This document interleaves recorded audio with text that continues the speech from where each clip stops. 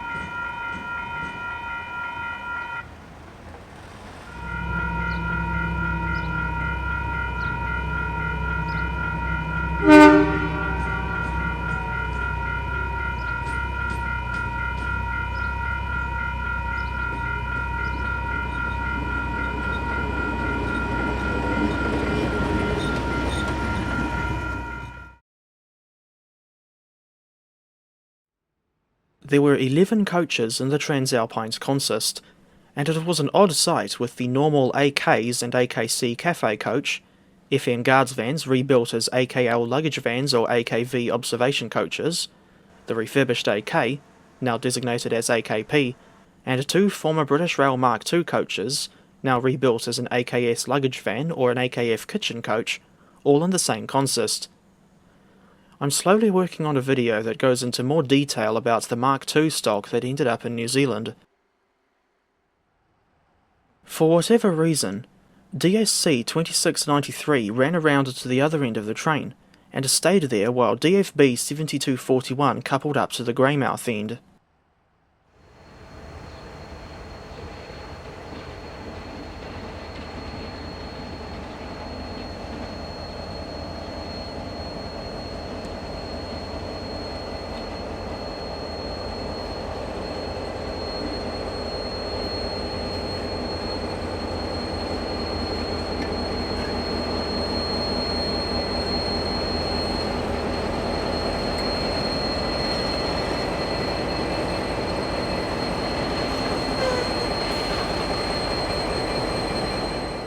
I would have preferred to see a DX hauling this train, but at the very least, this was a DFB that I hadn't seen since 2018. I stuck around at the station a little while longer in order to catch DXB 5120 and DXC 5258 passing by with train 882, a Racecourse Hill to Lyttelton service.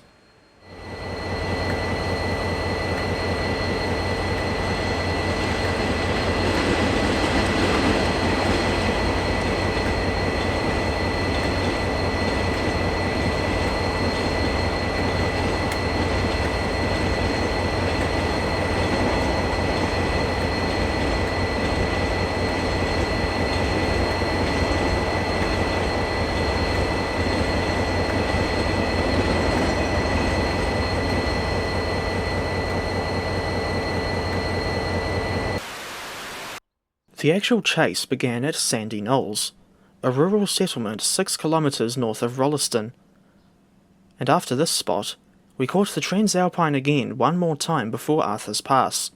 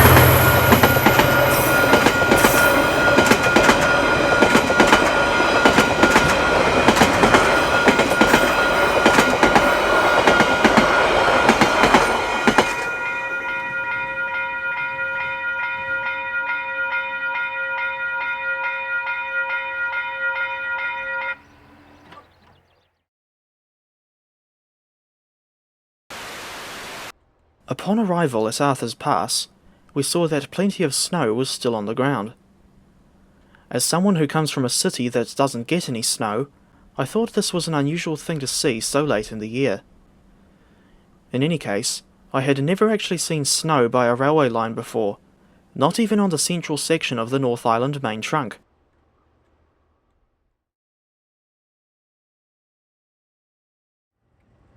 Four DXCs were waiting to assist DFB 7241 and the TranzAlpine down the steep incline to Otira, which includes the famous Otira tunnel. One of the bankers happened to be DXC 5022, a locomotive that was fully overhauled and upgraded to DXC spec only last year, having previously been designated as DXB.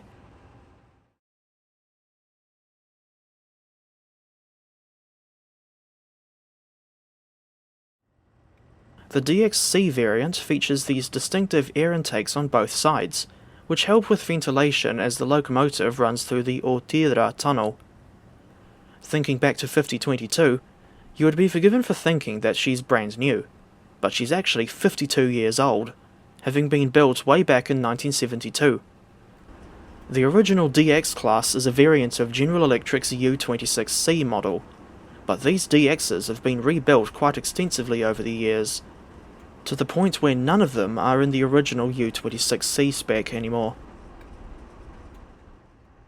The yard at Arthur's Pass is now a shadow of its former self.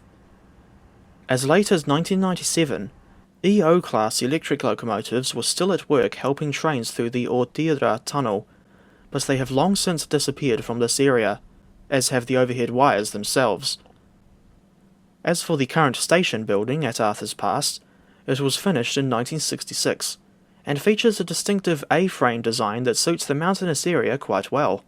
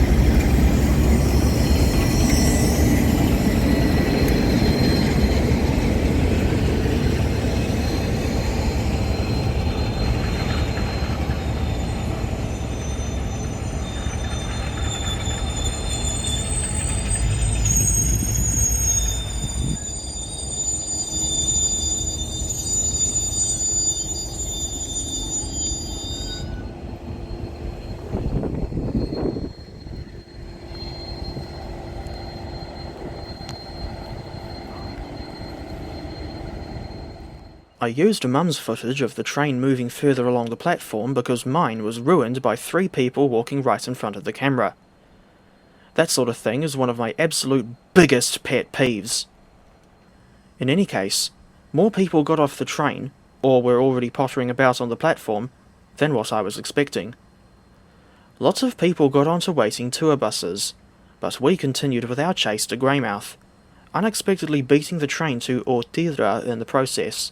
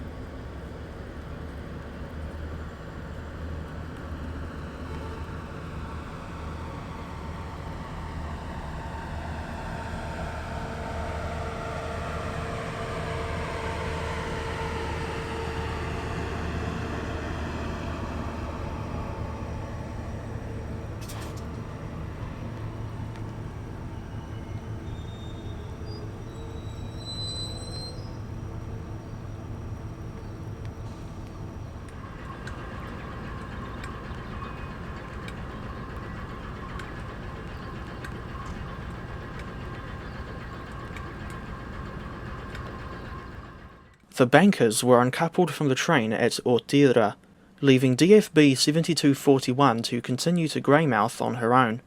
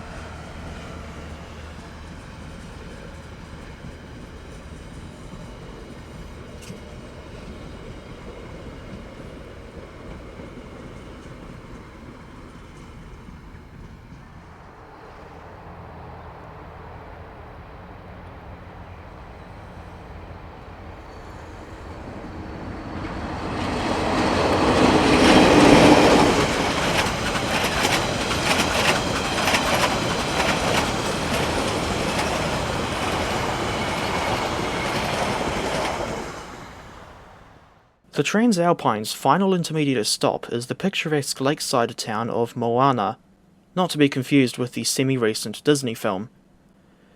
DFB 7241 stops here to drop off 2 passengers before continuing on.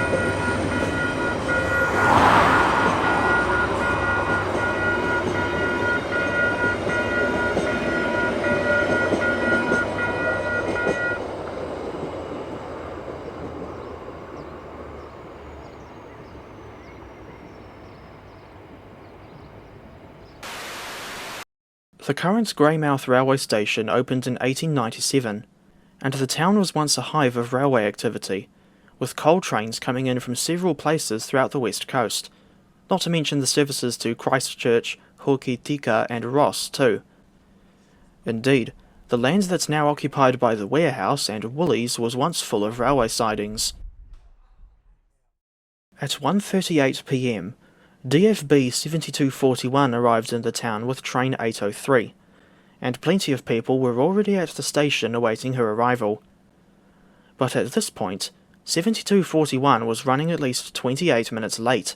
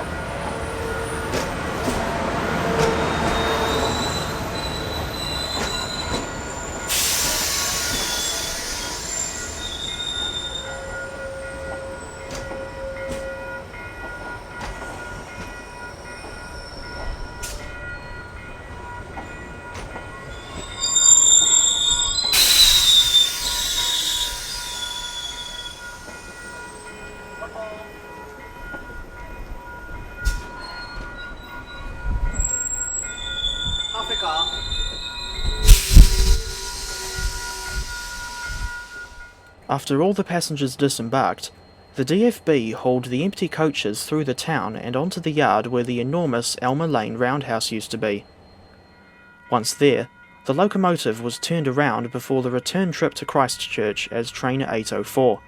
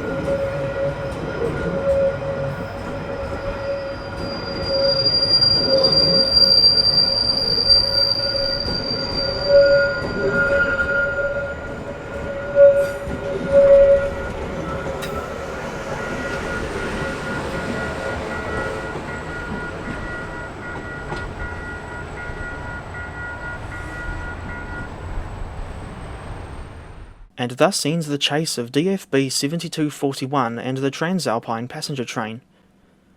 On the same day, I also saw the X6D shunt returning from Hokitika with DXC 5379 and DFB 7160 up front, but that will get its own dedicated video.